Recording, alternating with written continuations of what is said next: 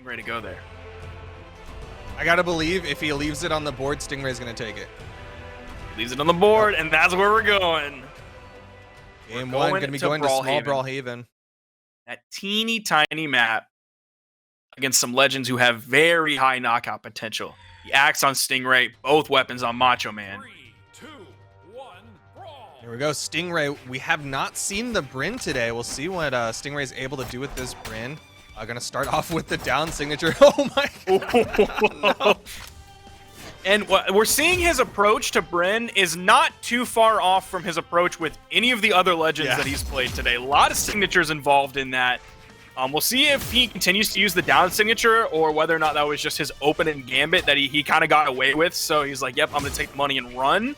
But it's interesting today, Spear isn't thought of very highly in the meta right now. We have seen quite a bit of Spear representation today. We've seen Hattori, we've seen Bryn, Phazon was on the Wu Shang earlier, Boomy was just on the Ada, of course Ethan playing Spear, who has for a very long time. Stingray played multiple Spear legends today. So despite being not thought of very highly, it is very available here in the meta, and Cosolix is going to say, get off the Bryn. What are you doing, guy? Yeah, go to the Black Knight, but Stingray could easily get this refrag if he finds the signature hit. Of course, with Axe, he's basically relying on either a signature or a falling side air. Side air is going to be the knockout tool, and he'll go back to the Spear. I don't expect him to try to go for those neutral light and down sigs again. That seems like just like a you're not expecting it one time kind of thing, but as I speak, he does it again. So one thing that might just be completely coincidental is his Axe skin is from the Halloween, what's his button man? Azoth. It's from his Halloween skin. So either Stingray rolled that in a chest or he purchased it.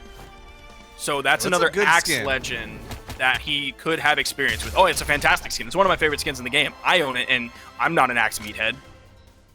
It's a solid skin, but Cosolix getting some solid hits onto Stingray. Stingray with the spot dodge. Cosolix is actually expecting a jump out of panic, and unfortunately just read wrong, threw out a nair while Stingray was in place.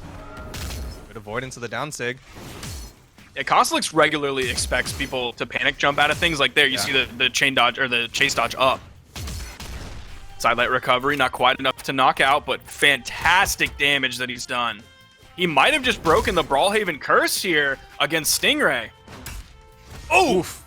Big side air, and Cosolix takes a convincing game number one, and this might be enough of a wake-up call. Yeah, he's going to go straight to the Black Knight. He knows he's in the loser's bracket, and they're going to go to small Brawlhaven for game number two.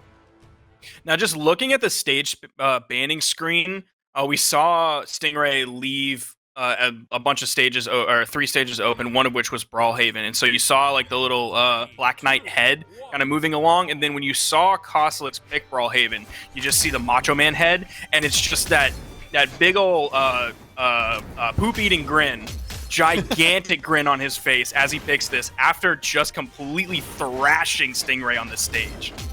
I mean, you got to believe Cosolix got that same big old grin, smiling like, you really want to go back to this map? You know what I just did to you? Yo, but some big damage coming out from Stingray, though, showing why he is so proficient with this Black Knight. I'm surprised we haven't seen any other Lance characters coming out from Stingray, considering how strong his Orion is with this Lance. Yeah, definitely. When you're talking about Lance players, he is in the conversation, absolutely, for sure. I wouldn't even necessarily, like, if I'm talking about Spear players, I don't know if I would always bring him up. But I would definitely bring him up in the Lance conversation. And you saw what he just did to Cosolix's first stock. That was primarily with Lance, but he's swapping over to the Spear here. He had the juggle opportunity to pick which weapon he wanted, and he wants to go to the Spear.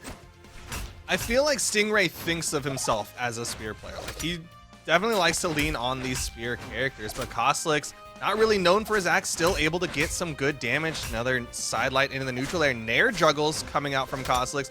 All he needs is a good Sair. So Stingray thinks he's a Spear player like Crocky thought he was a Blasters Ada player? Yeah, exactly. Okay. Stingray does land down, gets the neutral light onto Cosolix. Cosolix trying to weapon deny, but Stingray sneaks in, steals that Lance. Got an even game here in game number 2. Oh, two Lance players basically on top of one another, but Cosolix just seems to be getting the hits that he needs. He happens to pick the right option in so many of these different engagements. Now it's going back in Stingray's favor. Very little damage separates these two. Nice side air. Are we going to see the weapon toss? There is a spawn on the other side of the stage. Oh! Dude, that covers so much ground. Like, it is so deceiving. There was a replay of it earlier when Stingray did it on this stage. He did it, like, right from the edge, and it basically went 2/3 of the way to being off screen. Like, it covers so much territory. I mean, even just on stage, covers more than half of the stage. It reaches so far, and Cosolix was not ready for that. You saw him standing on that weapon, like, was trying to deny a weapon pickup, but either way, Stingray definitely going to get that second stock. Cosolix able to refrag, but he took a little bit of damage. Ate a couple of those N-sigs from Stingray on the respawn. The one thing he did there that he's been doing more, like there was one punish that he did earlier where he tried to punish with a sidelight. It was on Boomy's spear down signature on Ada, and Boomy wasn't quite low enough, but ever since then he was nailing those sidelight punishes when his opponent was low enough. He's doing that here, and by nailing those, that gives him the recovery option as a follow-up if he wants the knockout, or the nair option if he wants more damage. So that him being able to nail those and figure out when he needs to use those, that's such a fantastic tool for him if his opponent wants to be just a little bit off the ground. He has stage control here against Stingray. Gonna let him get back on stage. Went for the dash sidelight. Stingray comes in with the big neutral signature, but the side air from Cosolix finishing that one up. He's now 2-0 in this set. Are we going to go Brawlhaven again? I think we are. Yeah, of course we're going to go back to small Brawlhaven. Stingray leaving it on the board. And at this point, Stingray, I'm not sure what he can do, right? Like, this is the big guns. This is him switching to his main on the Black Knight, and he lost fairly handedly in game number 2. Of course, it wasn't like a big 2-stock loss, but still, Cosolix with a convincing finish. It seems like Stingray's kind of starting to run out of tools in his toolkit. Like, he's trying to pry something open, and so he gets the screwdriver, and that's not strong enough. He needs something bigger. So he gets like a small pry bar, and that's not strong enough. So then he gets the big crowbar, and that's not strong enough. So then he just gets the hammer and starts beating on it, trying to break it apart. And it seems like it's stubborn, it's rusted closed, it's just not coming open, and Cosolix might be able to take this, get the salty run back that went to game 5. He's already up 2 games. Yeah, that's stubborn Cosolix, able to just withhold. Oh my goodness, the N-sig. Another one. Oh, it's another one. Yup. Good old Orion classic there. 2 N-sigs in a row, and suddenly Stingray's back in it. He brought out the blowtorch. He had that in his back pocket. We'll see how much gas he has for it, though. As you see a recovery coming out from Cosolix, but it's from far on the right side of the stage. There's the sidelight into the recovery, and we're back to even. Juggling weapons, of course, Cosolix going to be sticking with the lance. Goes for the downlight, but Stingray able to avoid it. Still, Cosolix maintains that weapon advantage. He's been very good at that when he gets that that respawn, is stealing the weapon control from his opponents. With that neutral signature sends Stingray low, so Cosolix isn't able to come in and immediately punish that with a sidelight. See him backdashing there, waiting just long enough to get the side air punish. Turnaround D-light. Neutral light has Stingray in the orange. Cosolix now has a noticeable lead. Side air's going to send Stingray. Oh, man! Cosolix's ability to just reset everything, send someone reasonably far away because they're in orange, and then just immediately be able to reset, grab them as they're recovering back. You're not seeing Stingray go to the wall very much. He's just kind of recovering back onto the stage. Cosolix taking full advantage of it. Oh. Nice side airs, but again, these are lances. So much horizontal space can be covered, and Cosolix picks up a new lance immediately.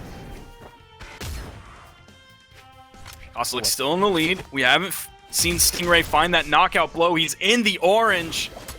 He needs to find it now. Neutral air is not going to be it. Cosolix gets around the side signature. We might see Cosolix with a big 2-stock here if Stingray's not able to find the knockout option. There's the recovery, tied on stocks, but definitely behind in terms of damage if you're Stingray. He's going to need something big here. It's the sidelight down there, not able to read how Cosolix is going to react out of it. Just barely missing. All these dash jumps. Cosolix with one side air will close out the loser's final. and go up into the grand final 3-0 over Stingray. Man, Cosolix just really turned it on here in the losers semifinals. And I gotta think a good bit of that has to do with just raw tournament experience. Cosolix has been around for a while now. He's been around for years. He's played so many onlines. He's played numerous, and he's won offlines as well. So he goes into this a